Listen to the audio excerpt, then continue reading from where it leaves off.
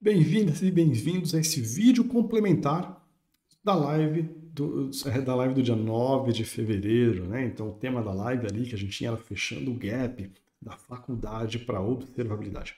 Então, ali naquele vídeo, a gente falou muito da parte mais teórica, mais por que das coisas, que as coisas são do jeito que elas são, porque eu acho que entender o porquê que nós fazemos as coisas do jeito que nós fazemos é muito importante para a gente entender a técnica, né? Então, o porquê é tão importante às vezes quanto a técnica. Ou, às vezes não, é sempre, né? A gente só fazer as coisas porque alguém faz ou que alguém falou para a gente fazer, nunca é uma boa resposta. A gente nunca vai realmente entender o porquê que a gente está fazendo aquilo. Então, quantas pessoas eu não vejo que perguntam, que fazem Kubernetes sem se perguntar o porquê, e aí acabam falando, poxa, mas essa complexidade, mas aqui, tudo tem um propósito, entendendo o porquê que a gente faz as coisas, por que o Kubernetes funciona desse jeito, mas ajuda a gente a entender o problema que está sendo resolvido.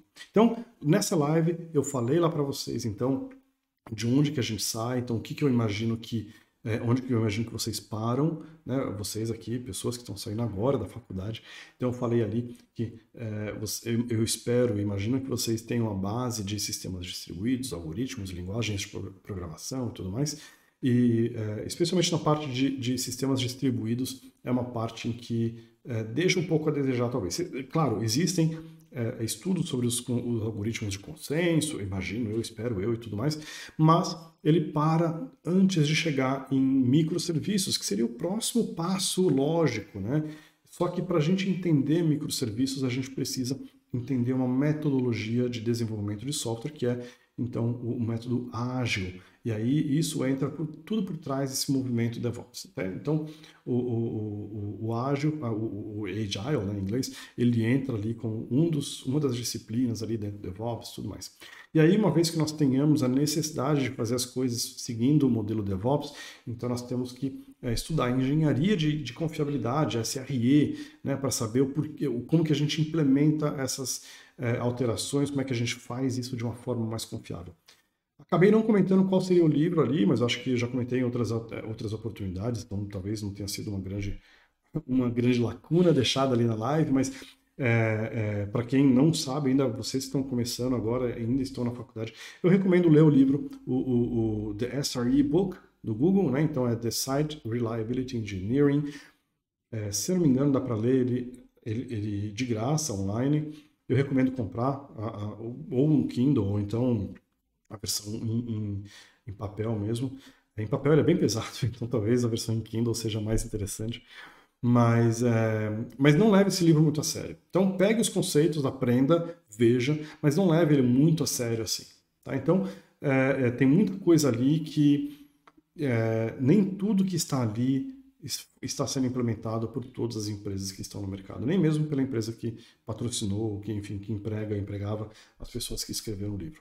Então é bem comum, é fato notório de que nem a empresa Google implementa tudo que está aqui naquele livro, apesar daquele livro ser ligado, sempre a gente fala o livro do Google de SRE, né? Então, mesmo a empresa Google não adota aquele livro 100%. Mas, dito isso, leia esse livro 100% e adote as partes que que são interessantes para vocês. É bom entender os conceitos, é bom entender o porquê das coisas, é bom a gente ler os livros, né? Tem um conceito, praticamente um capítulo inteiro ali só sobre relógios, né? Por que os relógios não dá para a gente confiar neles e tudo mais. Então é interessante, uma leitura super interessante e necessária para a gente saber como que a gente pode rodar software de forma confiável. E ao final do livro você vai ver que não existe 100%.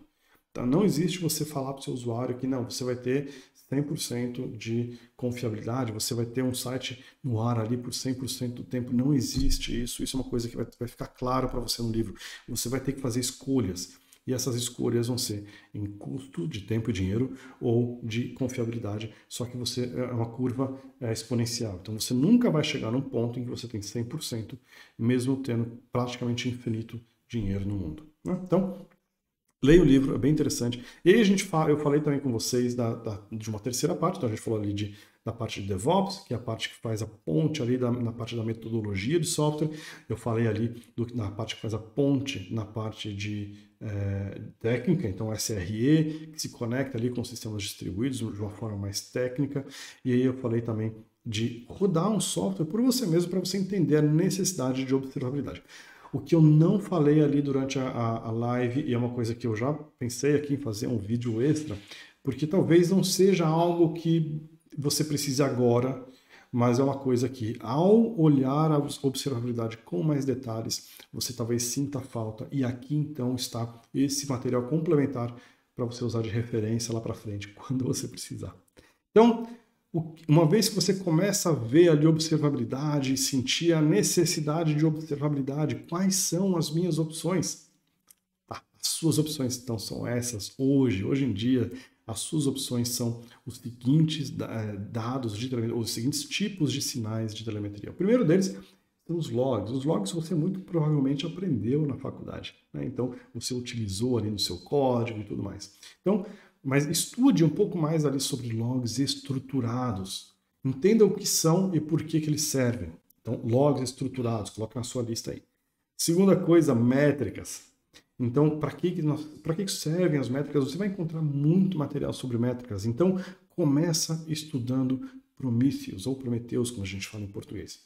Lá no site do Prometheus tem bom material ali com relação aos tipos de métricas que são utilizados hoje em dia, como é que faz a coleta dessas métricas, como é que eu instrumento meu código para ter métricas e tudo mais, até como é que a gente analisa essas métricas. Então, foca em Prometheus, ele te dá os conceitos mais modernos na parte de métricas hoje em dia. Tá? Especialmente na parte, a gente está falando de observabilidade é geralmente mais interessante aí para a parte de monitoramento de aplicações, né?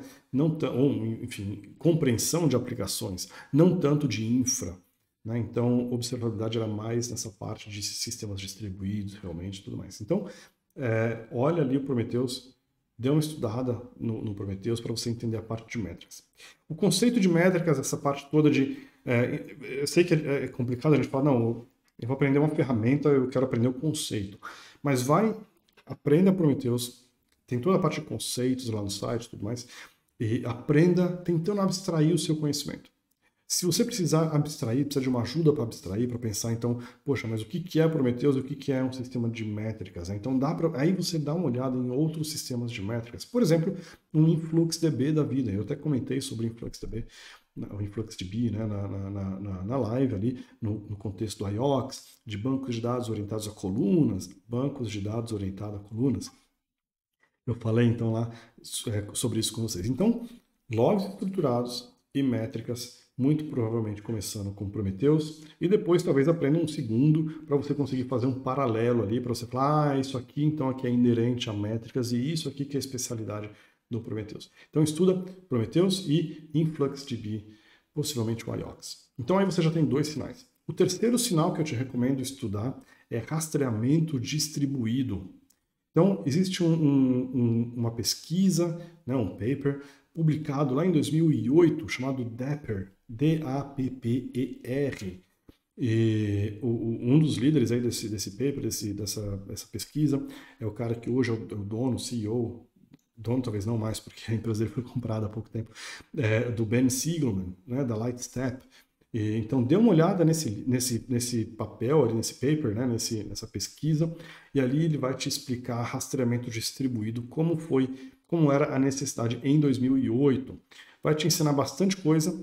Se você quiser um material, talvez alguma coisa um pouco mais nova, nós temos alguns livros aí de rastreamento distribuído. O primeiro deles, talvez, publicado em 2018, 2019, talvez, é o Mastering Distributed Tracing, né, de Yuri Shkuro.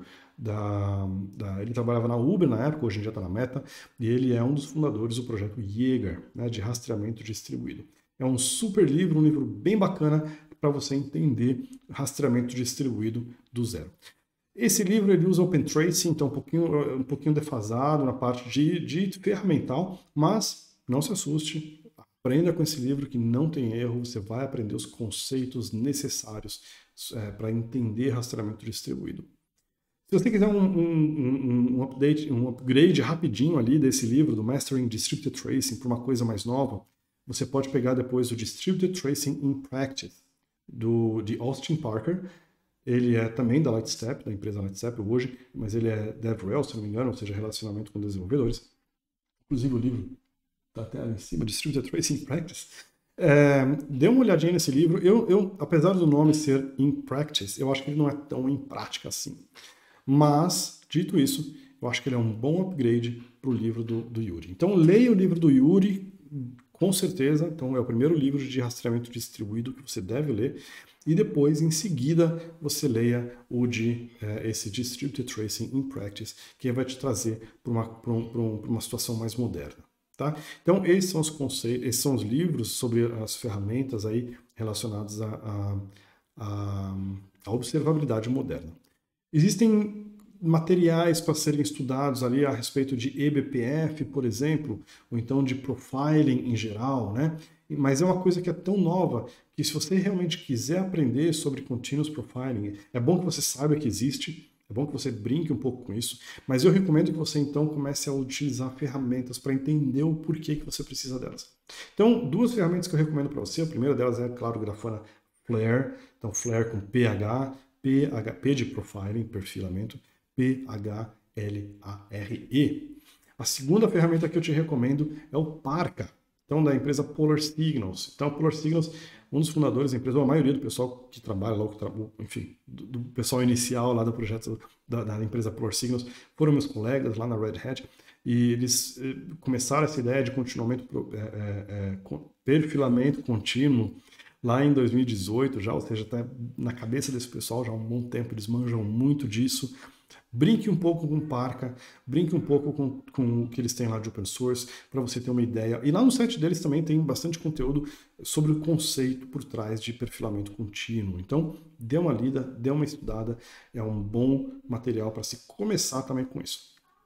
Temos também outros sinais dentro da observabilidade, mas você estudando o que eu te passei durante a live, e você estudando esse material que eu te passei agora aqui nesses materiais complementares, eu te garanto que você vai chegar assim, vai estar vai de 0 a 100 nesse conteúdo inteiro. Tá? Então, tendo esse conteúdo, você vai estar lá perto do 100, vai estar aqui perto da gente aqui, onde a gente já está no conteúdo que nós servimos aqui já regularmente aqui nesse canal. Né? Então, tendo esse conhecimento, você com certeza vai estar a par aí de seguir o que a gente anda falando para vocês. É isso então, espero que tenham gostado desse vídeo complementar aí para a live que foi dada hoje, dia 9 de fevereiro. Obrigado e até o próximo vídeo.